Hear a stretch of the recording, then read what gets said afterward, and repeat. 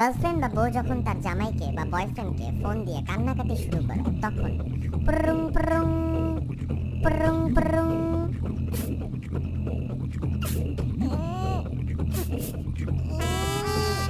কিসে জান কিসে আমার সব শেষ হয়ে গেছে মুফিস এই মুফিস শোনো না জান কিসে আম্মু কিছু বলছে না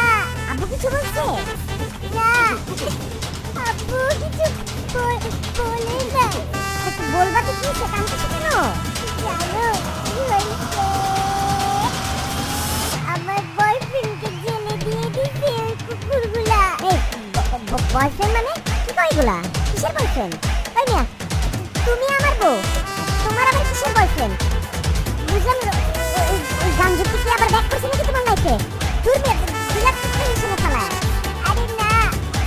আমার বয়ফ্রেন্ড চিনো না তুমি এই তুমি আমার বয়ফ্রেন্ড চিনো না এই তোমার তো সাহস কম না কে তোমার বয়ফ্রেন্ড আমি সারাদিন অফিস থেকে আসি সারাদিন ফেসবুকে অনলাইনে থেকে এগুলো করো না এমনি আমার মানুষের সাথে আমি তো চাই না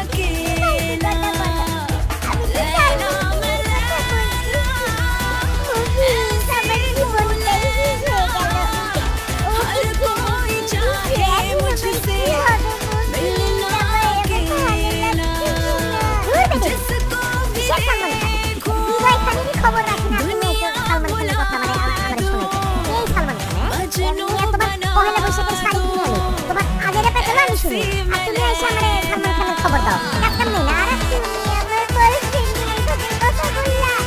তুমি জানো না আমি ওকে কত ভালোবাসি ভাই একটা কথা বলি হ্যাঁ মন দিয়ে শোনো এই ক্যাটরিনার মতন মাইয়াই শিখতে পারলো না সালমান খানের কাছে আর তুমি কোন জায়গার ময়না এই যে সালমান খানের গীত দেখো শোনো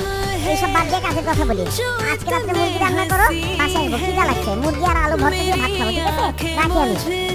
এই মোর চ্যানেলে আপনারা ঢুকছেন বলছেন যদি আমি সাবস্ক্রাইব না করেন তাহলে কিন্তু মুই আর ভিডিও আপলোড দেব না এর লাগি